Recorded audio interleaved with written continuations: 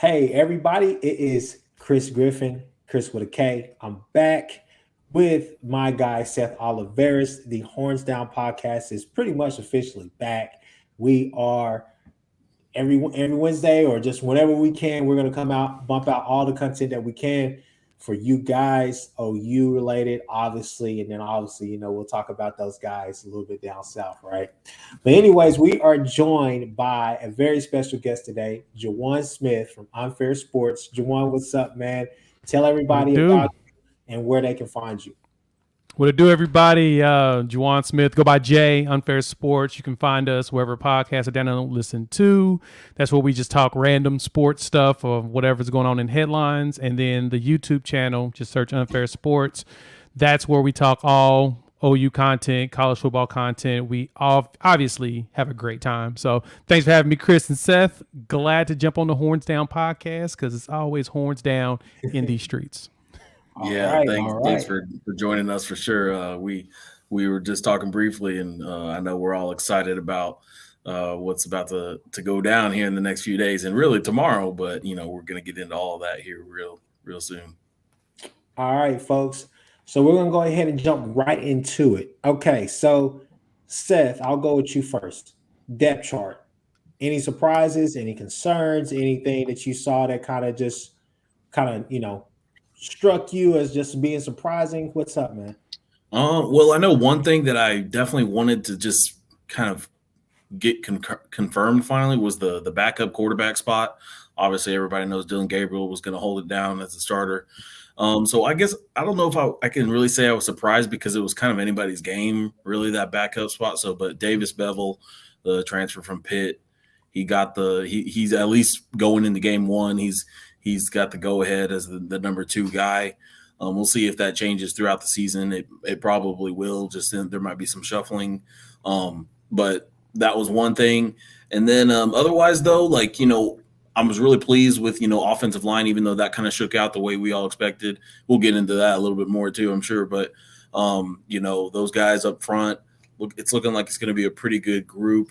There's a lot of familiar names. And even if they're not experience in an OU uniform, a lot of these guys, if not all of them, played significant snaps at the college level. So that was definitely my immediate takeaways. What about you, Jawan?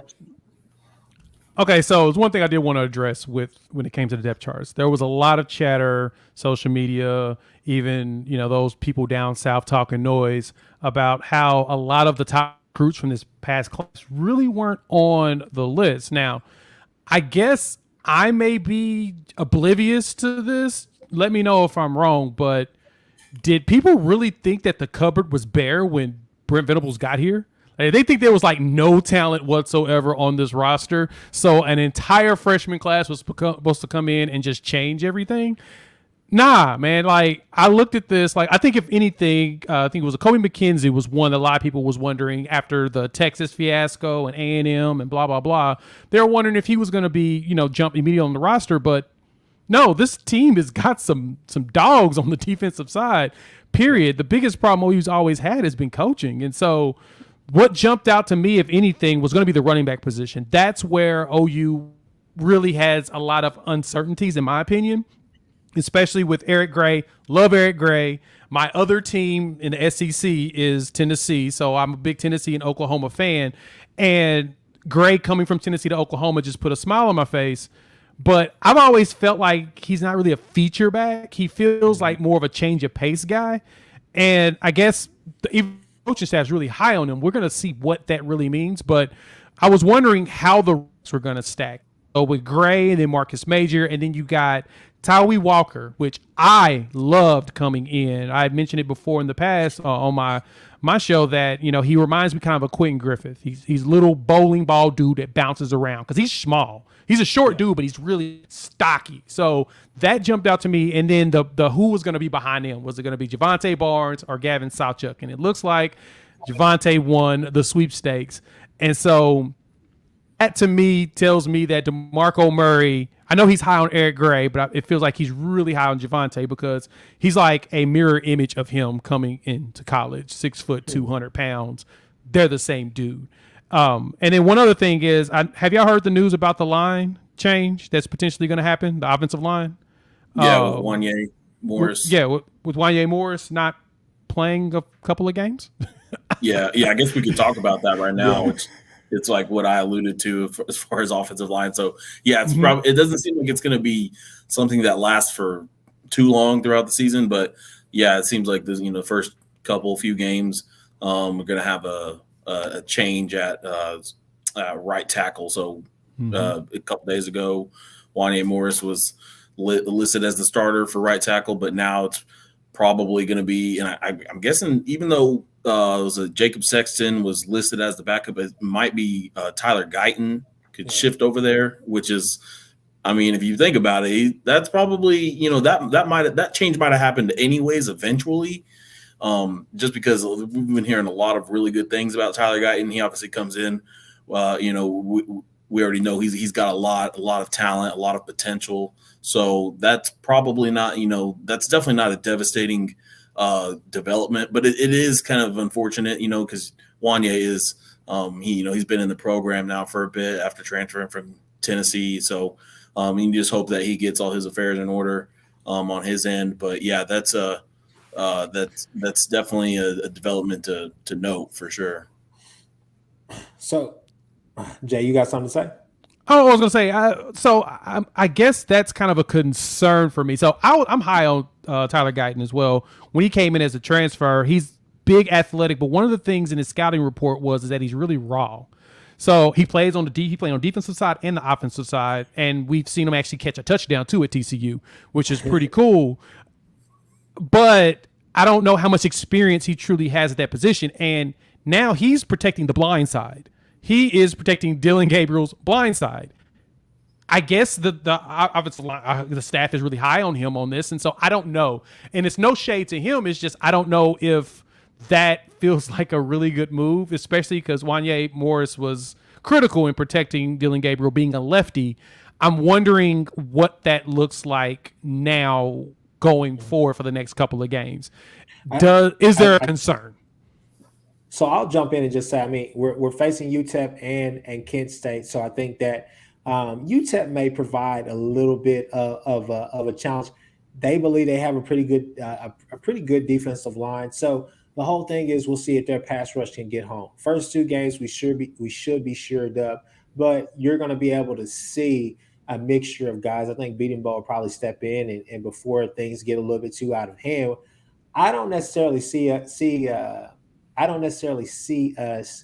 having the Eric Swinson type problems where it kind of is what it is, But I think that this offense is going to be, and shout out to Eric Swinson, he was serviceable, but at the same time, I will just say that I do feel confident in Beating Bowl and what staff are going to do, and I think that this scheme, like I said it before on Ty's show, Jay, you heard me say this, and Seth, you heard me say this so many times.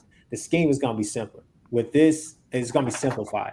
With this whole zone scheme, I feel like they're going to be able to grasp this and get this fairly quick. I don't necessarily think you're going to have to keep it all the way vanilla with these teams, but, at certain points you may, kind of just see it. Let's just see how this looks in real life, real game situations. So those may be the plays where you can say, hey, Jay, I see where the concern can come in. But at the same time, I think for these two games, we will see. Now, against Nebraska, I'll go on record right now to say this. Everybody thinks it's going to be a blowout game. I get it. It should be. But it's OU. We already know that Scott Frost is basically playing for his life. He's playing for his job right now. So I expect Nebraska to come out there, and that would be a game where we definitely need to be at full strength going into the next week, especially against a K-State team who a lot of people are pretty high on as well. So, just coming to you guys' points, I really don't see it as a concern, but definitely something to keep an eye on for the foreseeable future. That's fair. Okay, I'm curious on y'all's thoughts on the secondary with Billy Bowman going out there at the strong safety as a sophomore, him and Key Lawrence. I know that the reports coming out was that Bowman was killing it. And on Ty's show, Ty was mentioning that, he's very high on Bowman and thinks that this may be the year that he really breaks out as a sophomore. How do you guys feel about him and Key Lawrence out there running the deep portion of the secondary. I personally think Bowman's going to flourish, like not only in this role but just this season. I think he's really going to take off. I mean, just from hearing what Venables has really said about him a couple weeks ago, he talked about Bowman. He singled him out, and somebody asked him about him, but he singled him out as saying he's been probably the top performer on defense throughout fall camp.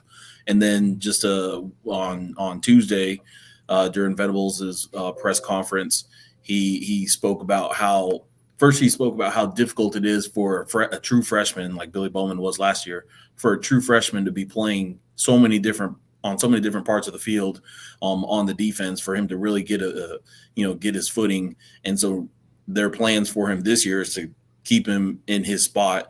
So let him really kind of grow into that and really develop right there. I think he's going to flourish there too. So even if he has some a mistake here or there, like every player will eventually, he's going to be able to learn from those mistakes and not have to be shifted around every multiple times throughout a game, or just in every other game he's like playing somewhere else, a different position, or he has a different kind of responsibility. And like I think for those reasons we're going to see a completely the Billy Bowman that we saw coming out of high school, really. The dude that's just making plays. I really think that's what we'll see there. And as far as Key Lawrence as well, one thing that I don't know if I want to go as far as say it's concerning, but it did raise an eyebrow for me, is that he's listed with that with Justin Broyles on that free safety spot. And I know how a lot of Sooner fans feel about Justin Broyles, and also how they feel about Key Lawrence. And, a lot of people, really high on Key Lawrence. But, is it a matter of Justin Broyles really stepped up his game and he's like playing at the level, Key Lawrence is playing at? Or is it a matter of maybe Key Lawrence, for whatever reason, didn't completely take over that spot, and they're just going to let that competition continue to play out? We'll see. But I really expected Key Lawrence to have really locked that position down. So I guess for him to have an or next to his name on the depth chart kind of, just was a little bit surprising for me. I think that now, Seth, I may disagree with you just a little bit. I think that it's going to be perfectly fine. I think that this is – I'm going to turn a negative into a positive, right? So with Justin Broyles being at the safety spot back there, I think that it helps him and it helps us for sure, because now we don't have to see him on tight ends. And, you get what I'm saying? Yeah. Because Kohler was giving him the business at Iowa State game last year. But you do get to see him in a defense that you've seen Venables at Clemson be able to go out there with the bowl wearers and even the walk-on players. Now we got Jake McCoy, right? So isn't that, yeah, his last name, McCoy. But anyways, so you're going out there with guys like that who we're kind of not gun-ho about, but at the same time, I just trust the system. I already trust the system, and I feel like you're going to be able to get what you need out of those players. And then you need a guy like that who can kind of step in there. It's going to elevate the competition, because a guy like Justin Broyles, I feel like in this system, in the Venable system, he's not going to hurt you. He may not always help you, but he's not going to hurt you. He's going to do the right thing. That's the reason why he's an upperclassman, and he's a captain as well. So I expect to see him out there on the field, and I don't expect to see him matched up with, isolated on an island by himself with Xavier Worthy or guys like that. I see him coming out there and playing his position to the best of his ability. As far as Key Lawrence and Billy Bowman, I think this is going to be a more athletic backfield secondary. We haven't really had that all the way, but I mean, you can't take away what Trouble gave to us. Delarian Turner-Yell, he's making noise, in the NFL right now. Preseason, he was doing his thing. Pat Fields was definitely serviceable, but you're excited about the possibilities. They're both ball hawks as well. Key Lawrence forced a lot of fumbles last year. He was tackling. He did a lot of different things that were really good. Billy Bowman, I think the sky's the limit for him. First half of the season, first quarter of the season, you saw him. He was like a ball hawk. He was always around the ball, no matter where it was at. sometimes confidence just gets shaky, which kind of brings it into another player. We'll get to that in a second, but I'm excited about them. I think that they can both have really big years. One of the things I'm going to be paying close attention to in the UTEP game is not only the scheme, not only what they're doing, the interchangeable parts on defense, but also, are we rotating a lot? What are we doing? How are guys being subbed? That's one thing to kind of start getting used to, so you can get a feel for that, so you can actually see, is it really or is that just really his position? But speaking of a guy who's shaky, I'll throw that question back to you guys, and I'll let Jay go first. But how do you guys feel about Jayden Davis? So obviously there's something going on there, something special that Javel Lions staff see out of him if he's getting the starting spot. Because I was looking at all of the transfers in from Eaton to Colden and then Connie Walker, and I thought that, I put it like this. We all saw concerns with the secondary all the last, 5 years. And so as soon as we see these transfers coming, we're like, oh, okay, cool. We're going to have some better players, ones that can step up and do some things. Then all of a sudden, they're like fourth and fifth string. So we're like, oh, so we were right. They weren't bad. They were just not coached very well.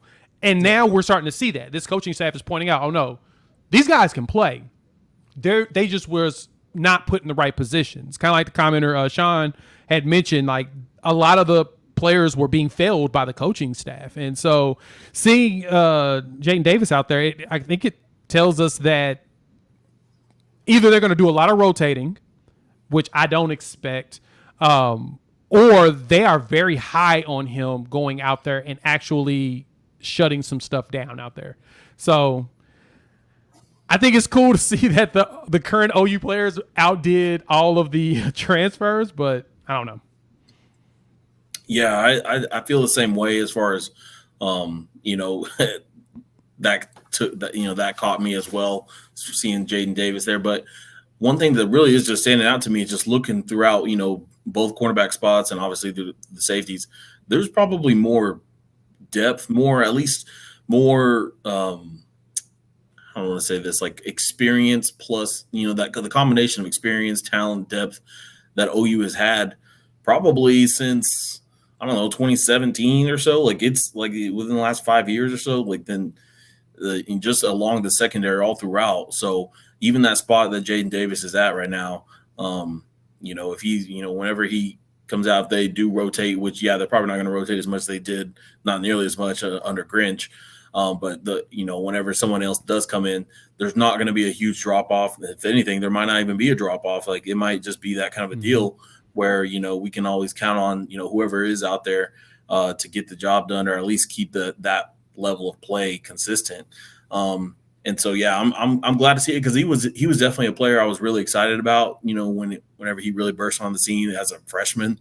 He made a couple plays. So, and obviously, he hasn't made a steady climb since that point, but I mean, almost nobody on the defense has under the last staff. It was really up and down for everybody. But I'm happy for him. And I think, I have a good feeling he'll take advantage of this opportunity and, really kind of put a good light on his name this season, if it was tainted at all for anybody. I believe coming into last season, I want to say last season or sometime before that, Jayden Davis tweeted out that he will win a Thorpe Award at OU. He tweeted that out. Oh, and I remember seeing it. And I said, okay, that's how you feel? That's how you feel. And my reason for saying that is simply the confidence. I don't think it's been there. I think that with, let's just be real. I mean, with some of the things, I'm sure that we've all heard it about the last staff. If you didn't practice perfect, you didn't get to go out there on the field, which, hey, that's understandable. That's how coach wants to go. But things didn't translate all the time with the players, and it's just kind of a lack of a lot of things, but we won't go into that. My whole thing about it is that if he's confident and he plays like the freshman Jayden Davis, who made a lot of plays on the field. Go back to the film. Go back, watch Mr. McIntosh's all his highlights, especially of that. What is it, the 2019 season? You'll see a lot of Jayden Davis. You'll see a bunch of Jayden Davis clips. Even some in the 2020, you'll see some Jayden Davis clips. Jayden Davis is still a guy. He's still a 4-star cornerback coming out of Florida that a lot of teams wanted. So he was recruited. He was recruited by a lot of really good programs out there. So I think the thing is this right here is that I haven't given up on a kid. I haven't given up on a lot of kids. Hell, I didn't. I to be quite frank with you, I thought that Kendall Dennis would be gone a long time ago. But to see him on the 2 deep, that was a pleasant surprise as well, because that shows you what Jay has basically said. There was a lot of talent, and I've even heard that from a number of reports. The staff was pleasantly surprised at the amount of talent that was left for them to come. They thought they was going to have to come in here and go through this year and do a complete overhaul, and now it's kind of like, yeah, no, we can build from within. So I'm excited about this team, and like Coach Ruth said, hey, this depth chart, this is performance driven. This is all about performance. So if those guys are doing it, doing their thing, then I have no problems with it.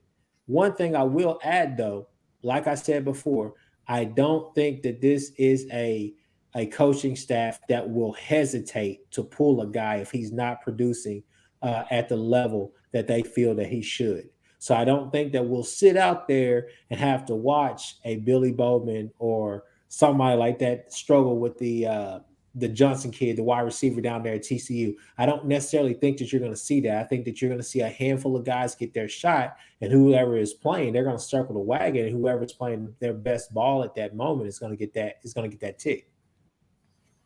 And something I just want to bring up before we move on totally from the depth chart. What do we make about the cheetah position and how, Deshaun White is at least listed as the starter there in front of Justin Harrington, who by all accounts is also having himself a heck of a fall camp. Personally, I'm kind of pumped. I was say I'm pretty pumped about it. I mean, there's been reports out there that White has had some pretty good camps, and if that's the case, I think both of them are going to be rotating. I think it's going to be a rotation between the two. If I'm correct, the cheetah role is basically the most athletic on the field for the most part. And going to be all see them really in back and forth, just depending. So I don't really see that much out, but aim to be amped to see what White does. Yeah, what about you, Kchris? Well, I'm you know what? I was thinking about that today. I was like, oh man, Deshaun White. I was like, does he have that speed? But at the same time, I think who was it? It was Brian Odom who said that he's probably the most instinctual player that he's ever coached or whatnot. Like he just has crazy instincts out there as a linebacker. So I'm eager to see what happens. I don't necessarily think that you'll see him dropping off in coverage all that much. I think you'll see him used how we all think that he's going to be used as far as kind of blitzing and doing different things like that. I think that'll be interesting to see on third downs who's out there. Is it long yardage where you're going to have this package with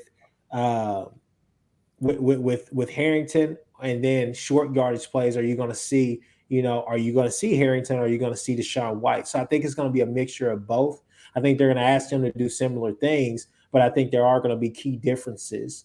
And so I can already hear it now. My uncle's probably going to be like, man, I don't understand why they just don't play Harrington the entire time. Like Harrington is just making plays. He's doing this.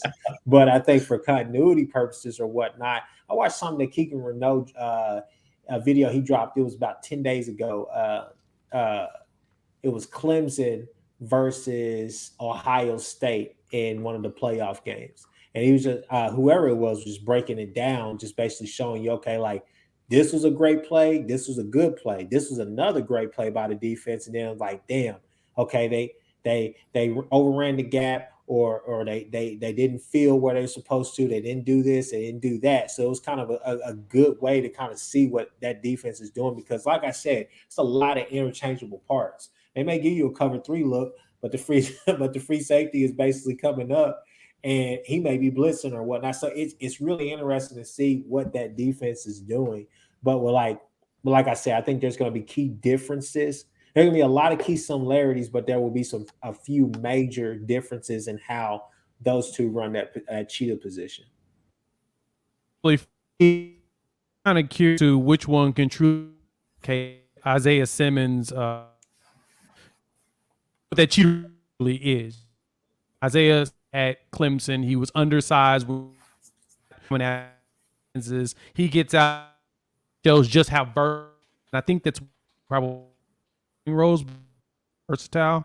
He can play and eat it. And so when I get that role, I read, I can't think of which site it was.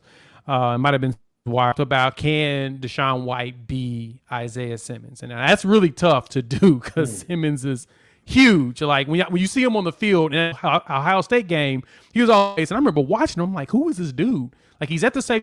Now wait, now he's at the line of scrimmage. He's about to blitz. Wait, he's moved to the linebacker. What exactly is he doing? And so because he was in that cheetah role, now the question is going to be, can White replicate some of that production that Simmons was doing? That's an interesting question. I mean, that's the first thing you think about. Is like, man, who could be the next Isaiah Simmons? And I think that's kind of I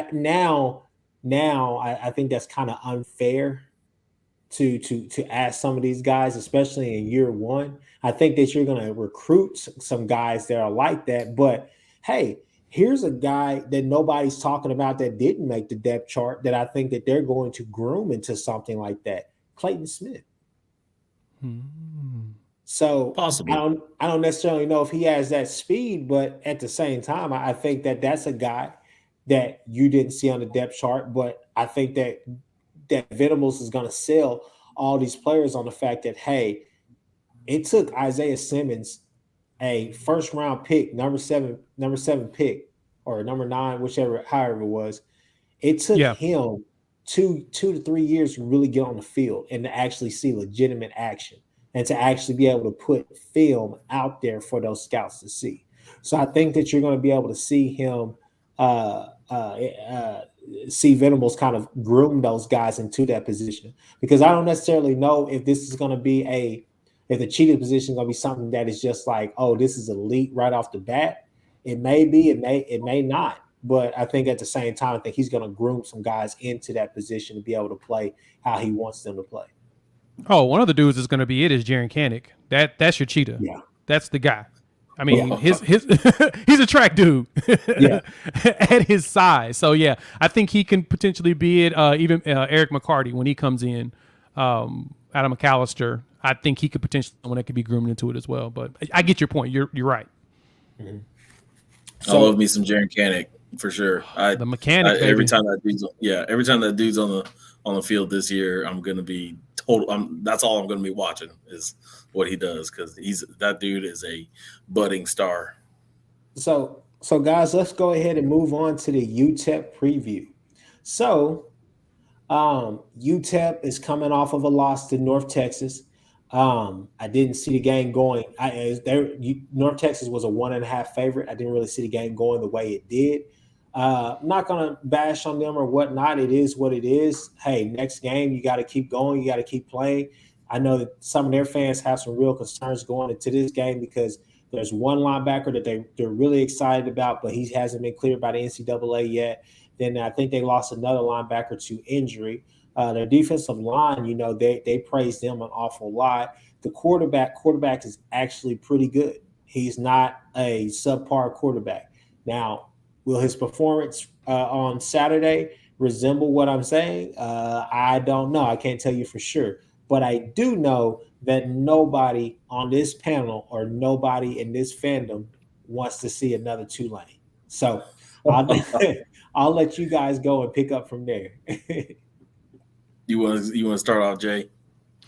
Yeah, I mean, I'll jump in this one. And so looking up Gavin Hardison, he threw for 3,000 yards last year, but his completion percentage in his career is like 53%. So obviously he doesn't hit the receivers very well. And he threw 43% in that game against North Texas. If that's what he did there, I am really hoping our secondary took at least one thing from Alex Grinch and keeps that in their vest, is getting those turnovers. That's the one thing that Grinch was really good at doing. He was good at teaching those boys how to force turnovers. And we saw some of the key ones, especially in that Texas game. We got that fumble on the kick return. Something like that. That's what we're going to need really in this game. I expect at least 4 turnovers in this game between interceptions and fumbles from this quarterback. If we do that, I think Oklahoma will be just fine, because Gavin can throw it. Like, he's had some deep balls that looked pretty nice, but at the same time, he has no accuracy whatsoever. Like, he doesn't have the touch. He's like a rocket arm that hasn't been refined. Like Allen when he was at Wyoming. Now, and I'm not trying to say he is Josh Allen, but that's kind of the type of player he was at Wyoming. He could launch it. He just couldn't put any touch on it. Years of working on it to do the same in this game. And they should be able to eat. Well, they better as quarterback. Let's put it like that. Yeah. I think to your point, Seth, before you go, I think to Jay's point, They like to go vertical. They do like to go vertical. They like the deep pass an awful lot. Yeah, 50-50 balls. He'll throw up a bunch of 50-50 balls, and it's kind of up to our secondary to stop that. But I think that's where we'll have the X factor. The question is, can we stop the run? Is this going to be another game where they're coming in there and they're getting 3 to 4 yards per play and setting themselves up to have a 3rd and 2, a 4th and 1, different things like that? You know, they have nothing to lose. So them coming in here and slowing the game down, that's what they're going to that's what they're going to want to do. They're going to want to slow the game down and keep that offense on the sideline. They're going to want to run the ball. They're going to run a whole bunch of screens. I can tell you that now. They're going to run a bunch of jailbreak screens. They're going to run a lot of running back screens. I watched the film on them against UTSA, and I said it once, I said it again. They like to run screens, and they like to throw the ball deep occasionally. So they'll work the intermediate routes here and there, but what they really like to do is the inside run game, screens, and variety, and then they like to try to, set you up, get those matchups that they want, and then they like to try to test you vertically. So, I mean, I guess the question is do they come in here with wanting to run what they want to run and kind of get into just run and gun with us, or do they take the blueprints that were laid out last year? Granted, this is a new regime, new administration, right? New coaching staff. Do they come in here and do they try to do the not Texas A&M, but the West Virginia, the K-State, the Nebraska, the Tulane? Do they come in here with that, running slants and trying to just run the ball and kind of chip away at this defense in the middle? Yeah, I mean, I think, especially with head coach Dana Dimmel for UTEP, who he's got that K-State background, and actually he and Brent Venables, they've crossed paths a lot of time, either on the same team like K-State, or against each other at different schools. But like they've got a lot of kind of common history, and they really know each other well. And I think that's probably going to be UTEP's game plan. Because of that, they're going to be expecting a very aggressive defense from OU and from Venables, especially game one of the season opener at home under Brent Venables, his first home game. I think we're going to see a very, very aggressive defense. Now, I hope that aggression also comes with some discipline, especially because a well-respected and really experienced coach like Dana Dimmel, he's going to know that he's got that Snyder DNA in him as well, Bill Snyder DNA, where he knows, like, if he knows a certain team, what a certain team wants to do, he'll at least know how to counter it. And it's just a matter of, execution at that point. And, I just really hope that OU doesn't get too aggressive and too out of themselves, outside of themselves. And, that aggression turns into, offsides kind of penalties or something like that, or late hits or something, whatever it is. Just play within themselves, but play aggressive. And also because their quarterback at least judging from what he's done in the past, what he did against North Texas. There's a lot of like deep routes, a lot of long kind of developing routes, and really just he's going to need a little bit of time. And if OU's D-line, really front seven, can kind of get pressure on that, there's going to be a little bit more extra opportunity because those plays are going to take just a little bit longer to develop. If they can get there to the quarterback, create some sacks or tackles for loss or whatever it is, or just, throw incompletions, things like that, that's really going to play into OU's hand as well, because you want to keep them off schedule for sure. If they're in 2nd and 6, 3rd and 3, 3rd and 2 all day, that's it. I'm not saying it can turn into another Tulane game, but the final score will be disappointing probably. And we definitely don't want that. We want to start this thing off right. Mm-hmm. And so, I think those are the things I would be looking out for coming into Saturday. This is the most important game for Oklahoma this season, period. I don't care about the rest of them later on. This one's key because this is the tone setter. This game tells us what's going to happen for the rest of the year. They need to blow them out, period.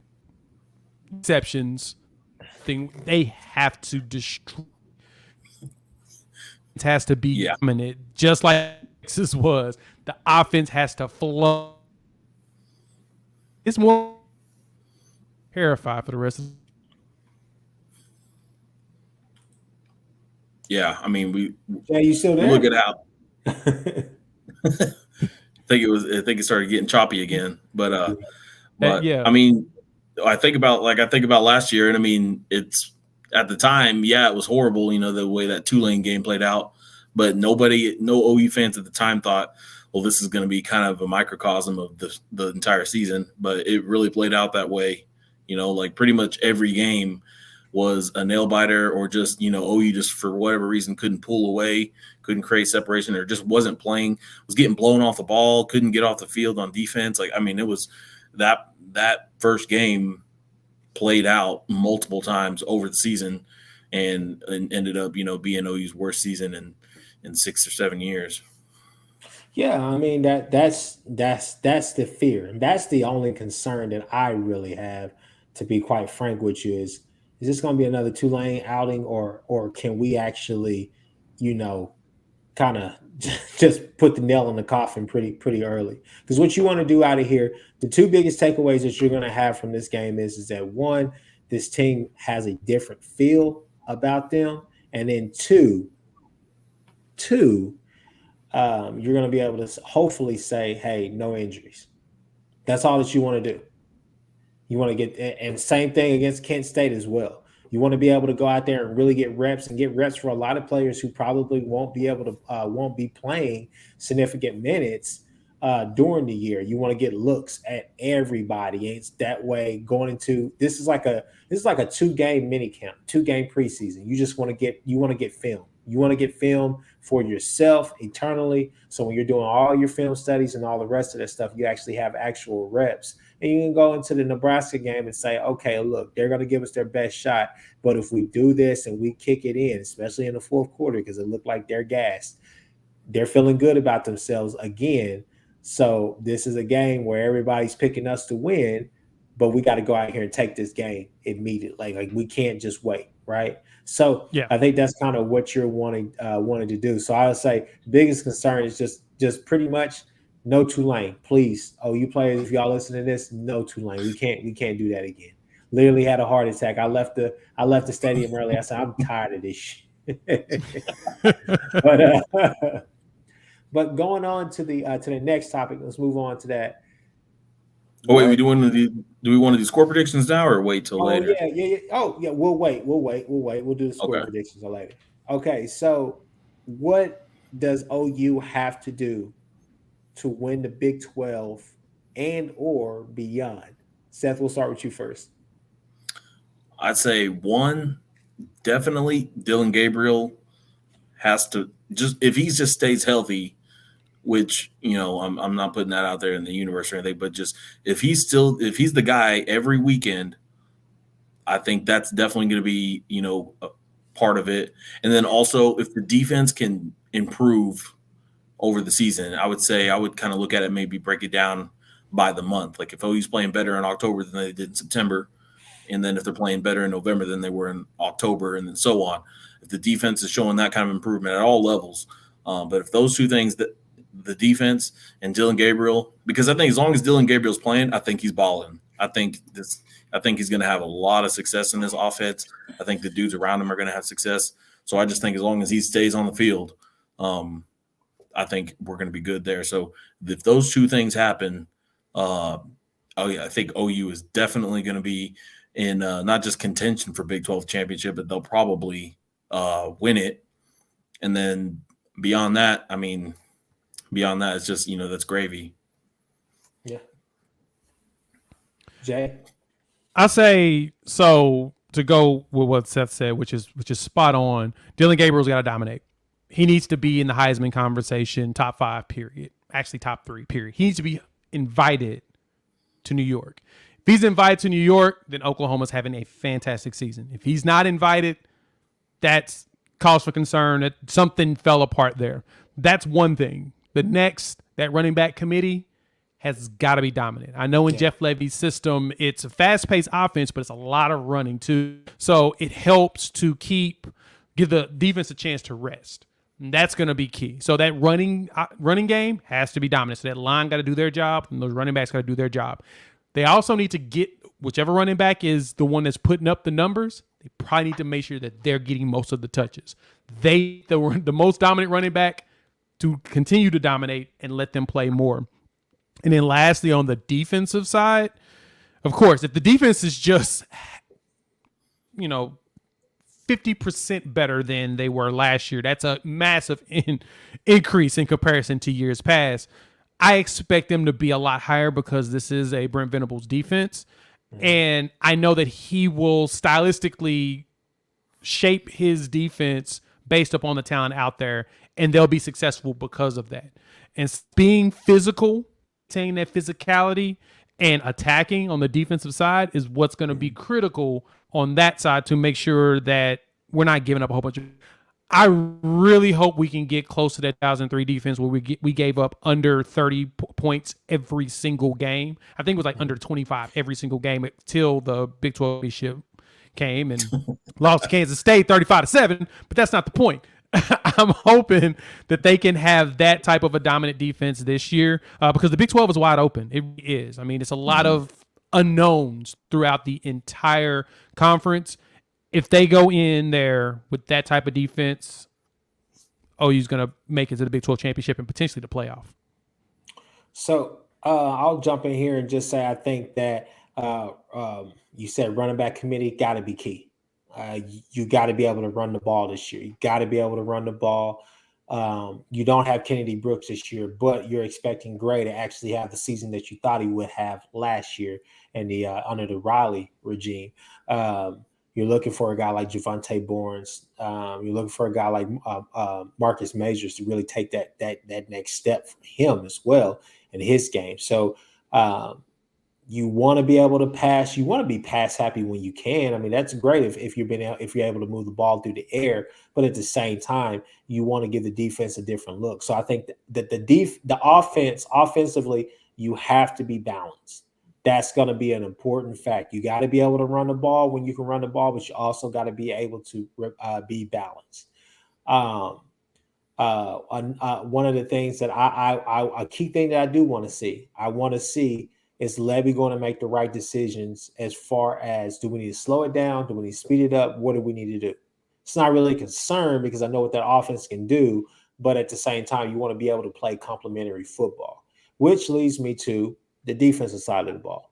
Defensive side of the football this year, your run defense has to be nasty. It has to be more physical than what it was last year. In some games, you guys looked the part. In some other games, it was just like, what are we doing? So against a guy like Adrian Martinez, having Deuce Vaughn back there in the backfield with him, they're going to be able to have a lot of different packages for them. It's going to look like Wildcats. Sometimes you're going to see Deuce Vaughn motion out. You're going to see a lot of different things. We already know Adrian Martinez is not injury prone, but turnover prone. However, he can make some plays with his feet and his arm.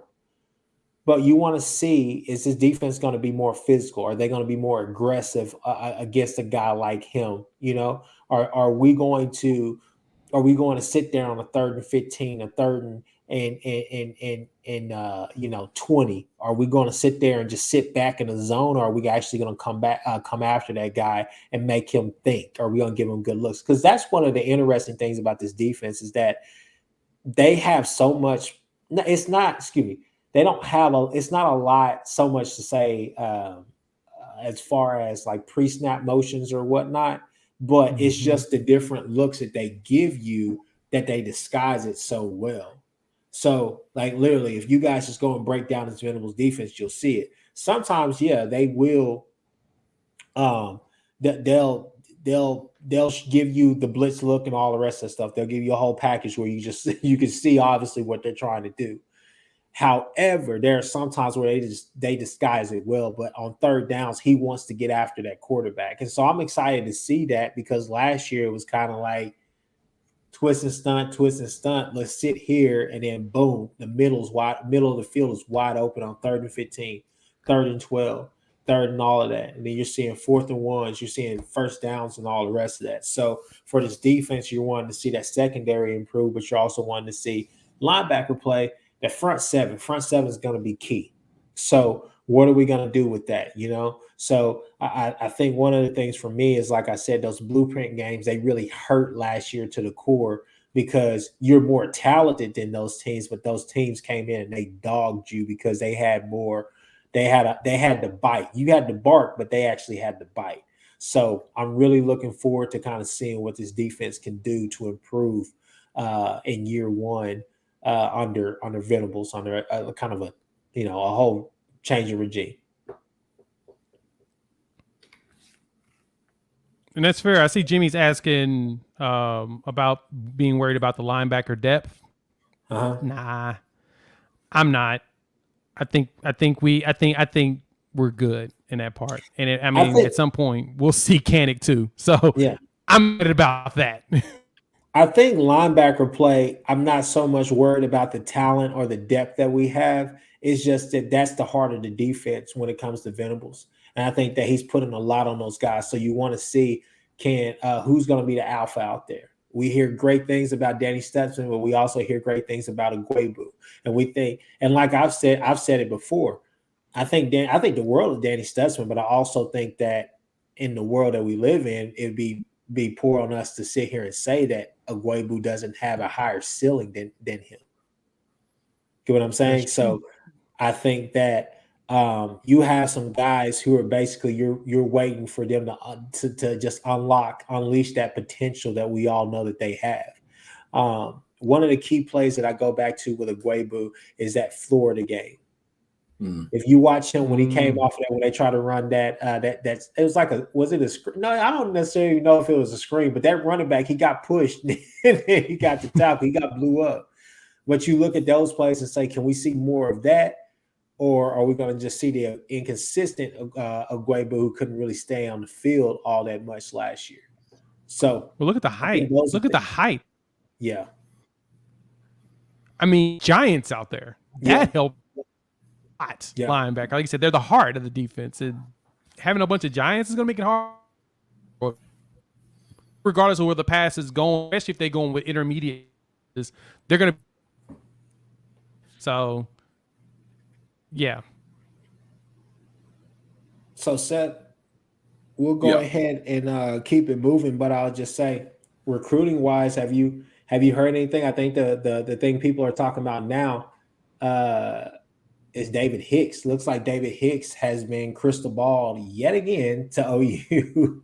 Yeah, and this time it was the big crystal ball by Wilt Fong. He got Fong to OU. So, I mean, all these, there's been obviously a lot of smoke in that camp as far as David Hicks to OU, but now, you've got even Wilt Fong on board with that. So, that's a big one, and obviously he's not set to make his commitment announcement until I believe January, maybe one of those All-America games. So yeah, it's not going to happen anytime soon unless he just completely blindsides everybody. But yeah, but that's that's huge. He's definitely the biggest piece left on the board. I would say, like arguably. I mean, some people might say, Peyton Bowen, the current Notre Dame commit, like he's up there in that same echelon, 5-star player. But I mean, for me, I think David Hicks, he like might be my favorite player in this class. Period. Just the class of 2023. Just what he brings, and I just feel like, what he's able to do, and if he does end up signing with OU, committing and then signing with OU, shows up, and if his coaches are Todd Bates and Brent Venables for 3 or 4 years, the guy is, I mean, I have a hard time believing he's not, a first team All-American, maybe even like a consensus or unanimous All-American, potential first round pick. Like, I mean, this guy has that kind of potential on, the D line. I just feel like he's kind of one of those generational kind of D-line talent. I really like the dude. Everything I've heard about him, from guys like Brandon Drum and Parker Thune as well, as far as how he carries himself. I mean, it's just this guy. He's a must get for OU in this class, and so I'm excited. And also, he recently got Kchris Ball, obviously, but then he even I think the day before he announced that he's making an official visit to OU as well during Bedlam weekend. I think that's November 16th or 19th, one of those. Yeah. So he's definitely set to come back, and that's what's really key about that is that he's coming. That's late in the season, So OU's going to be able to make even another impression because he's already been to campus multiple times, but he'll be able to come in, and that'll be one of his last stops. I don't know if it's going to be his last stop. I don't know if he's scheduled any other visits between that and when he decides to commit. But that's definitely going to be one of his last ones. And like I said, he's already been to OU multiple times. And so I think that's with all that, with the crystal balls, not going to say it's a slam dunk because it's recruiting. Nothing ever is. But you got to feel really good about OU's chances with DJ Hicks. Yeah, honestly, I do believe that OU's the last team that he's gonna. Is it? We're the last ones he's gonna see. The way it looks, like right now, we're the latest. I mean, other official visits were in June. Alabama's not ruled out as a visit for him, which I'm thinking gonna visit early. I don't think he'll visit the Iron Bowl. It'll probably be something before that. And so, yeah, if there's any real threat, might be probably Bama, potentially A&M. But I think that we are the final visit for him. He has nothing else scheduled. The only actual visit scheduled for the fall right now. But it has been said in interviews that he's planning on making multiple visits to other schools throughout this process, especially since, like you said, he's not going to actually announce until after the Under Armour All-American game in January. So that being the case, go see everybody. And hopefully you just say Oklahoma's the place to be because we're last. No, I mean, I think we've all heard reports about just how much he loves what Venables and Todd Bates bring, especially Todd Bates, what they bring to the table for a guy like him, the development that he could possibly have, being in this environment where it's really just centered all around football, not going to be too many distractions, because I think at the end of the day, he's real. I mean, obviously all these kids, they want to go and get the bag. They want to go do that. But I think they also want to be developed too at the same time and be made, turned into those first round draft picks. And I think that's what that they're telling him. You kind of hear the reports about him possibly, just kind of waiting to see, what is the bag like, right? But I think a guy like him, he really wants to, be a great football player. And I think that's what he's aspiring for, is those relationships. And I think that, obviously, Saban's going to give him his whole spiel, but I think that just I think in the end we'll be able to get that kid. I think that we had some really big pickups recently with Evans and then Vickers as well. So when Evans and Pettaway do get touchdown on campus and they get into the system or whatnot, it's going to be hell on wheels for a lot of defenses, because regardless of who's there at quarterback, whether it's Bevel, it's Evers, or it's Jackson Arnold, General Booty, right? you're excited. You have to be excited if you're them, because you're like, hey man, they're going to surround me around a lot of talent. And that system has taken quarterbacks who, I kind of feel like with that whole Art Briles era of Baylor, it kind of resembled that of Texas Tech under Mike Leach, where they had these quarterbacks that just kind of came out of nowhere, but they put up a lot of freaking yards, right? They threw for a lot of they threw for a lot of yards. So, but it's because they had speed, and they turned these guys into football players and all the rest of that. So you're excited to kind of see what's going to happen as we go forward in this Levy experience, right?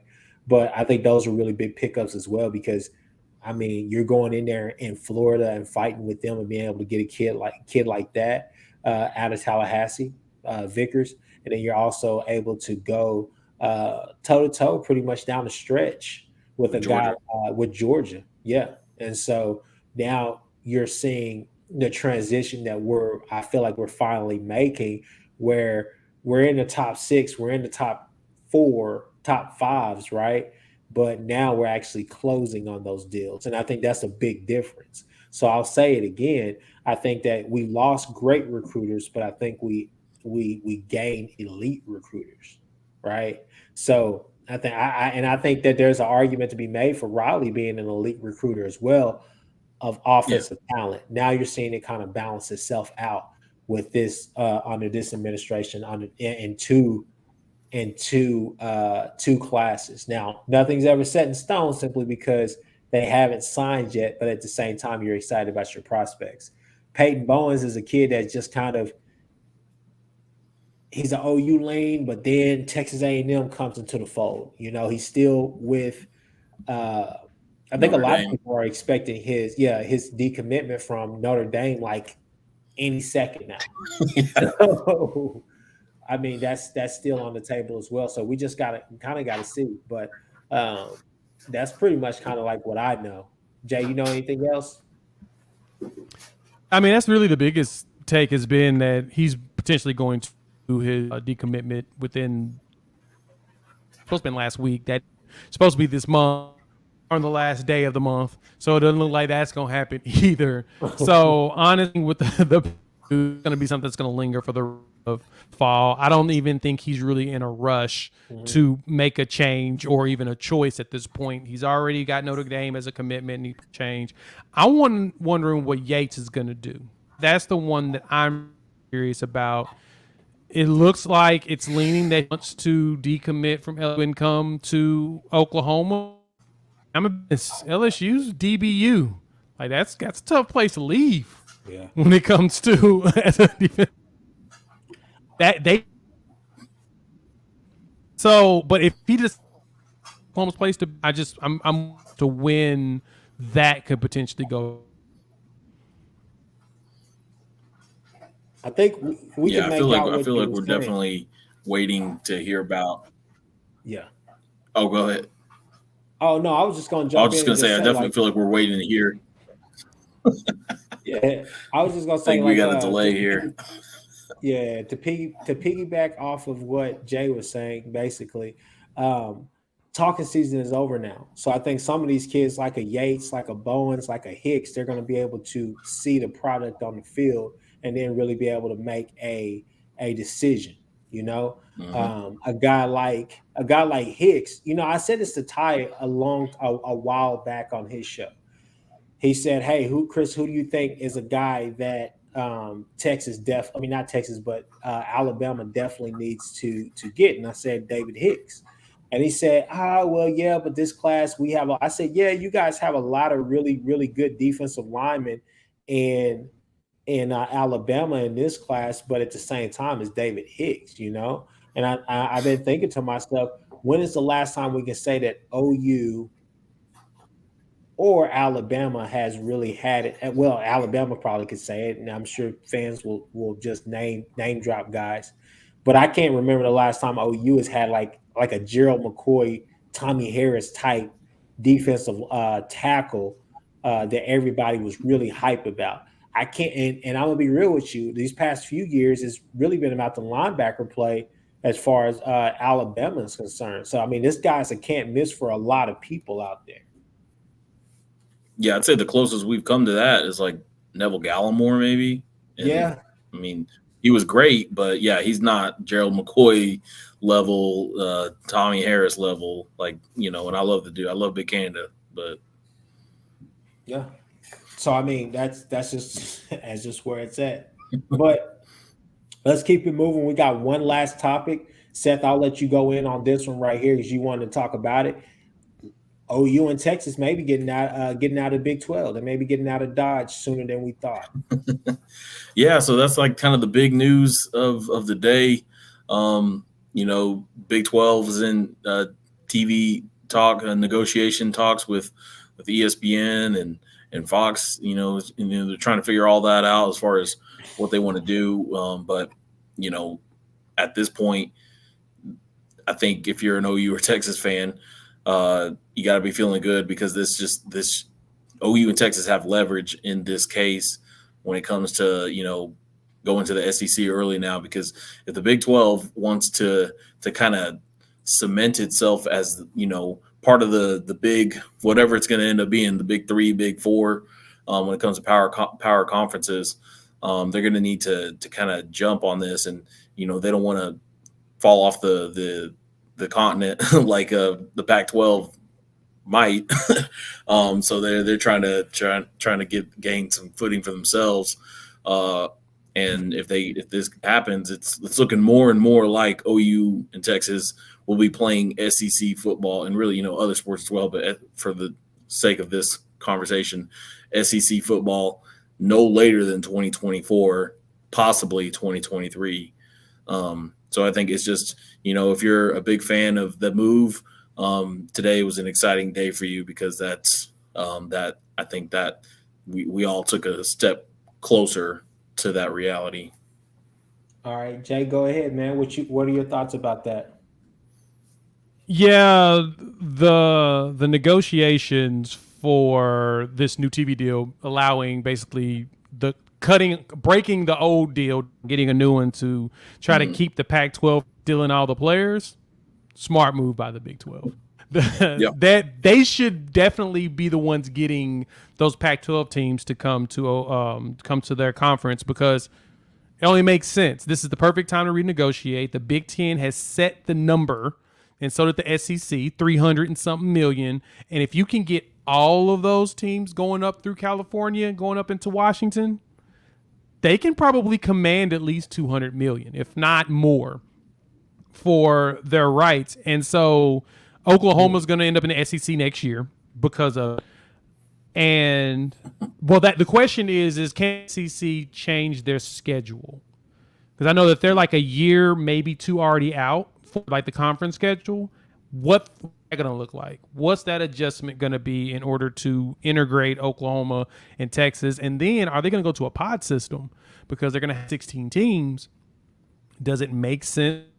East, West, even though the East and West is way off, because isn't Missouri on the west side? Like they're the farthest west team. Why are they on? Yeah. So, yeah, Missouri's the East. How's that going to work? Yeah. How's that going to work? So now I guess that's my question.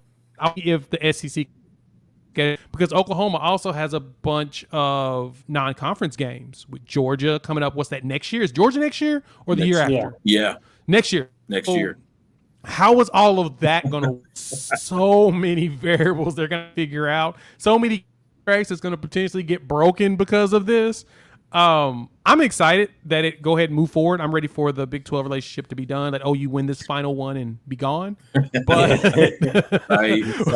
but I'm just curious to how they're going to be able to try to integrate it, because it's looking like, if anything, to me, 2024 is as soon as they're going to be able to do it.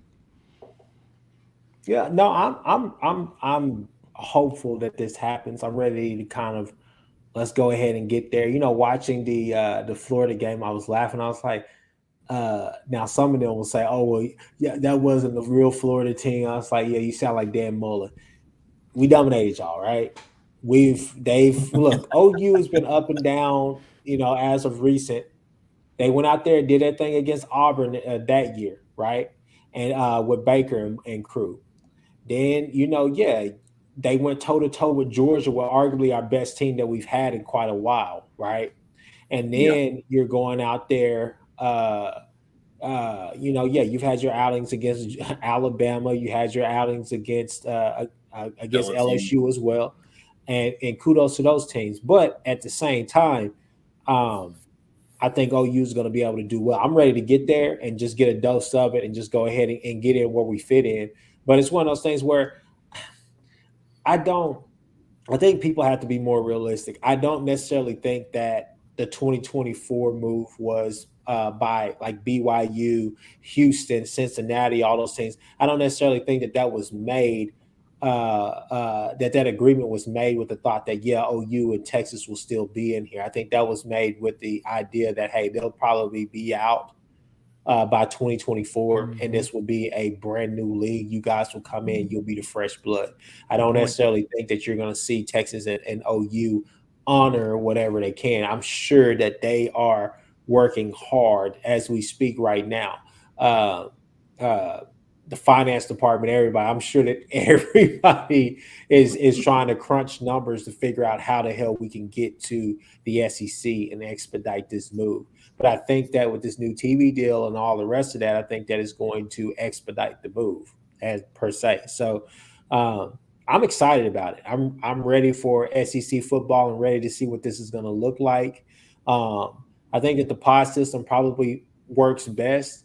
I would love to beat up on Texas A&M, Arkansas, and LSU if that's the pod, or if it's just all of us right there, then that would be a hell of a pod. Definitely want it to be equitable because you don't want Alabama to just be in there with anybody. You know, they put Alabama in there with LSU and then Mississippi State and Ole Miss. And from year to year, we don't know what we're going to get from those teams.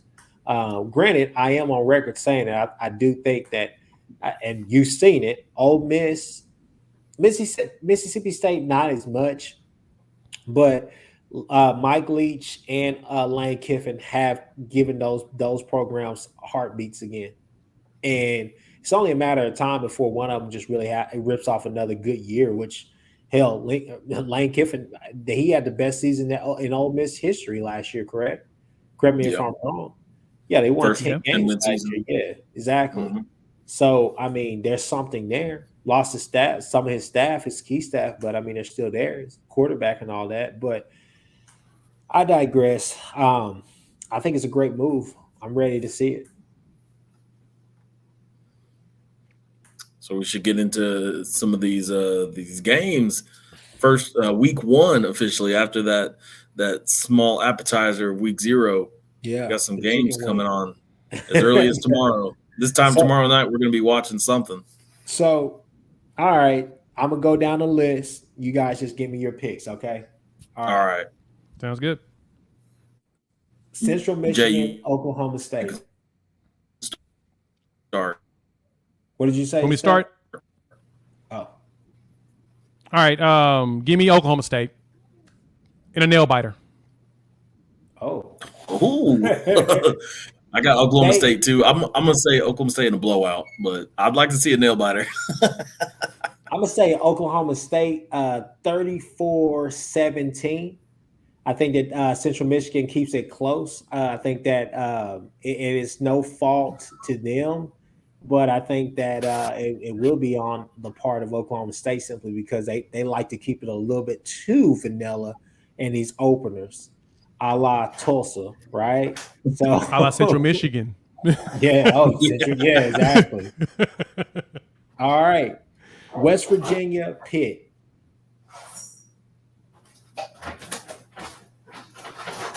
I'm gonna say Pitt.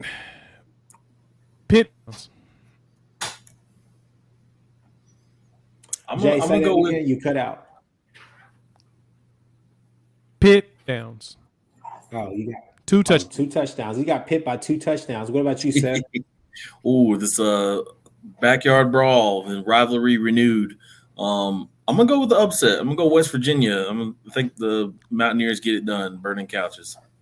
Give me Pitt. Give me Pitt by 10.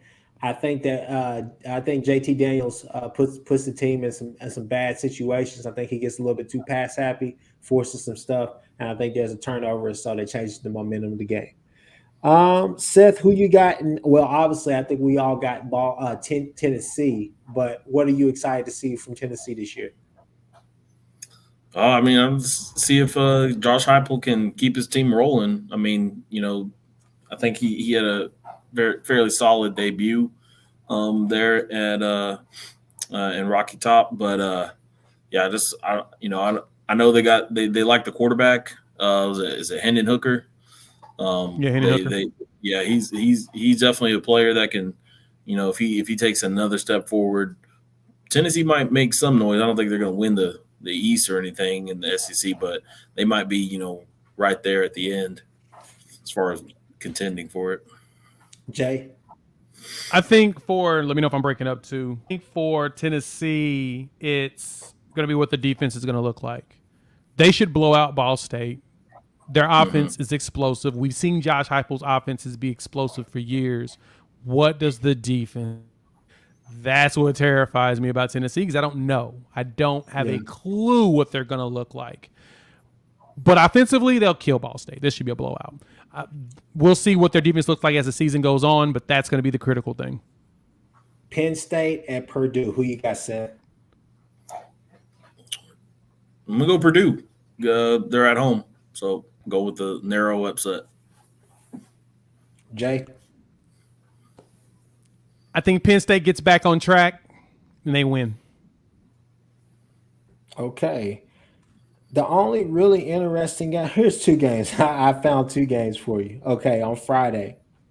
Tennessee Tech at Kansas. Can Kansas get the job done?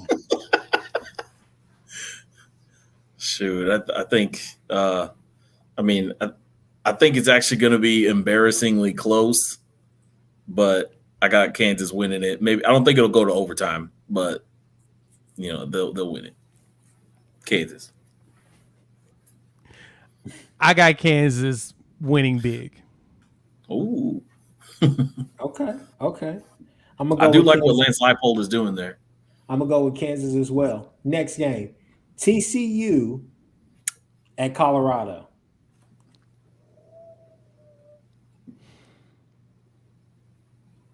Give me the Horned Frogs. Sonny Dykes is going to go out there and show why he got the job and what he did at SMU. So there you go. Right. Yeah. And I mean, they definitely got that offense. Could be sneaky. It could be one of the top three offenses in the Big 12 by the end of the year. There's a lot of really good pieces at all the skill position for sure. So, oh man, I feel like Colorado really doesn't ever start well. They don't really play that great in September, I feel like. So I'm going to hold on to that. And yeah, I got TCU as well. I'm going to go with Colorado with the upset. Yeah. Ooh. Yeah, I'm doing that. Let's go ahead. Let's see. Oregon and Georgia. Who you got? Big. That's a big early non-con right there. Reigning champs. Yeah, I'm sticking with Georgia. I know they lost like 15 players, whatever, to the draft, but yeah, I think they've got crazy depth. And there's going to be a lot of dudes that start making themselves household names after that game. So give me Georgia. Dan Lanning exposes his old defensive scheme. Oh, they get an upset and a nail biter. Game-winning field goal. With Bo Picks? With Bo Picks. Okay. The perfect game for Bo Picks. The perfect game. Hey, keep that receipt. Keep that receipt. All right. I'm going to go Georgia by 12. It's going to be a really odd game. But then again, Stetson Bennett and Bo Picks, that's kind of the odd pairing, right? So we'll go with that. All right, Cincinnati at Arkansas.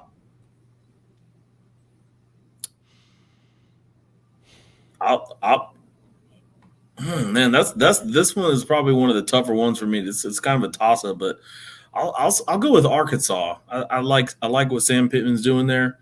I do like Luke Fickell and everything, but I just feel like Cincinnati they're gonna have to replace too much after that really historic season they had. Yeah, mad respect for Luke Fickell and what he's doing. He had a whole bunch of seniors and super seniors, So it made it a lot easier for them to produce. I'm going to Arkansas. I think Pittman's going to have them boys ready for the first game, and they should be a very big disruptor in the SEC.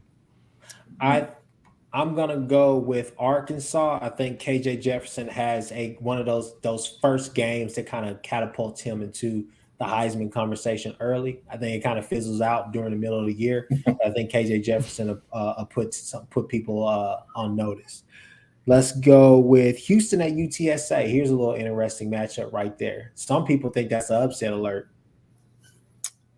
I mean, yeah, Houston's definitely, the early pick as far as to be like the next Cincinnati, as far as a team that could maybe run the table out of the group of five and have a shot at the playoffs.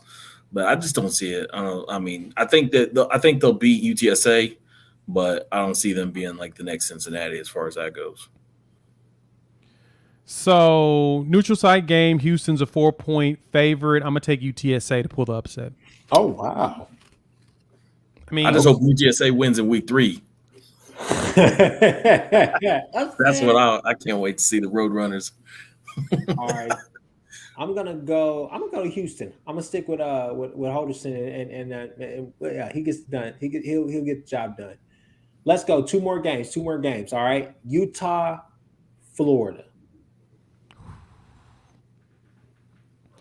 I have no clue what Napier's got there. Well, correction, I don't know what he's gonna do with what he's got there. But they got talent. Someone's got to figure out how to make it work. I think he does in this game. Pulls the upset. I think Florida wins. What about you, Seth? I think Utah's going to get it, and there's a lot of people that are really buying Utah stock as far as like season goes and being like getting to the playoffs and everything. I don't buy them that much, but I do think in this game, Kyle Whittingham's going to have those guys ready. I think Florida might be a team that we look back on at the end of the season, and they might have like 4 or 5 losses, but they're playing better at the end of the season than they are at the beginning. I'm gonna go Florida. I think Anthony Richardson is gonna have a hell of a year this year, and I think that he's gonna do some. I think that he's gonna put the team on his back. I think they're gonna use him in a lot of different ways. So I'm excited to see how they use him, especially in my opinion, Napier. I think this is the most talented quarterback he's had as a head coach. Maybe not as a coordinator or anything like that he's been around, but I think as a head coach, this may be the most a talented quarterback that he's had. All right, next game, obviously I think the biggest game of the week. A lot of people think it's going to be a blowout, but I don't know. Notre Dame, Ohio State. Jay, we'll let you go first. I honestly don't understand why everyone believes this is the biggest game of the week. I really do think that Ohio State's going to blast Notre Dame. It's just going to be ugly. CJ Stroud is on a Heisman Trophy tear. He wants that trophy, and their wide receivers are the best ones in the country. They're going to destroy Notre Dame this year. Destroy. It's a 17-point favorite. And I love that Marcus Freeman wrote it down, 17 and a half. All right, write this down. Sweet, write it down because you're going to lose by 35. Wow. It's going to get ugly. Ryan Day is going to make this ugly. So I do believe that Ohio State's going to blow them out this time around. Yeah, I think Ohio State's definitely going to win it. I think it'll be not close. I see Ohio State winning by about 2 touchdowns, maybe 17. Like they might just miss that spread, but I think it'll be no doubt that Ohio State is clearly the better team. I think from start to finish, they're just going to be in a comfortable lead the whole time. I don't think Notre Dame, even though I really like Marcus Freeman, I don't think they're that team. Love him. Yeah, love him. I don't think they're that team this year. But he's definitely a star in the making. My heart says 42-17, but I'm going to say 42-24 Ohio State. Yeah. Respect. Okay, so I lied. We got one more game, obviously. Score prediction for OU this weekend. Yeah. I'll go. So I've said it on Twitter, and I'm sticking with it. OU's favored by about, depending on where you're looking at, like maybe like 31.5, 32 points. I got OU winning this 52-0. I think this is going to be it's going to be a shutout to start the Brent Venables era, a sign of a good omen, sign of good things to come. And I actually did the research, and I don't believe in the 5 or whatever years that Lincoln Riley was the head coach, his teams have ever shut out an FBS opponent. They've had like shutouts against like Western Carolina and stuff, but FCS teams, but FBS no. So I think Brent Venables is going to get it done in his first game as a head coach, and it's going to be a good day. Nothing too stressful, easy. That's a fair one. I like that. I'm going 55-7. Last minute touchdown that's given up as the time is just rolled away and just gets just away from getting. Yeah, it's I gonna worry be about that. It's gonna be ridiculous. But it's gonna be a deep pass. It's gonna catch it. It's gonna score a touchdown, and the game will be over at that point. It's like, why are we even gonna chase you? But yeah, he'll be just that close to getting that shutout. But I want the shutout. I need the shutout. I want more. We need more shutouts. But I'm gonna say this one 56-7. I'm going to say I'm gonna go with what Stubby was saying. 48-10. I think 48-10 is reasonable. I think that we may give up some stuff, and that's going to be actually. I think it's going to be good because we'll get to see that on film and kind of see what are the areas that they got to improve. This team has to improve week from week to week. That's just how it is. Nobody's going to give you credit for anything. Okay, this is the start of something new. Everybody's excited about it. Some people are nervous. Some people are. I wouldn't even say that's inside the OU Nation. I would just say, or Sooner Nation. I would just say that's. I mean, to me, I think that's just a whole bunch of outside noise. But like I said, 48-10, I think they get some things. They pull off some stuff. We're able to stop the screens. We make those adjustments as the game goes, and we just go from there. But with that, fellas, I think that's all that we have tonight. Jay, we'll let you go first. Tell everybody where they can find you at and go from there. Yeah, I appreciate y'all having me on Unfair Sports. You can find the podcast wherever podcasts are downloaded and listened to. I'm going to get back on my traditional track. And then the YouTube channel, search Unfair Sports. You'll find all my OU content right there. So thanks for having me, man. I appreciate it. This was fun. Hey, awesome. And don't be a stranger, bro. You got to come back on. And let us know if you need us to come on your show for sure. Like, hey, we want to collab as much as we can. And hey, there's a lot of great content that's going to be getting pushed out. Seth, where can everybody find you at? It's not too hard to find you and everybody in all the Texas mentions as of late. If you follow any Texas fans on Twitter, you probably seen my stuff because they're probably all up in my mentions all the time. But yeah, you can find me on Twitter for sure at Seth Oliveras, just my name. And yeah, this season it's going to be a blast. I'll probably be tweeting more this season than I have in any other season, partly because I'm not covering the games anymore, so I'm not busy writing recaps, but also just because it's so much fun to love the community on there. So we're gonna have a good time this season. Oh, the live tweets are gonna be crazy, especially if ULM, Alabama, UTSA, Texas Tech. I could go down the list of the schedule, guys. I mean, hey, don't get me started. You know what I'm saying? Hey, but if they can do the impossible, the live tweets, they're going to go out. People, you got to follow us. You got to follow everybody on this panel because the tweets, the videos to come. Oh yeah, talking season is over, baby. Hey, Boomer Sooner, you already know what's about to go down. I'm so ready for the season because I just want to hear the piece. I want to be able to walk outside and not hear any Texas fans say anything except for, man, I don't know what's going on. It's just not good. It's just not good. But with that being said, you guys, like I said, you guys got anything else? Nope. All right. Good. Horns down, y'all.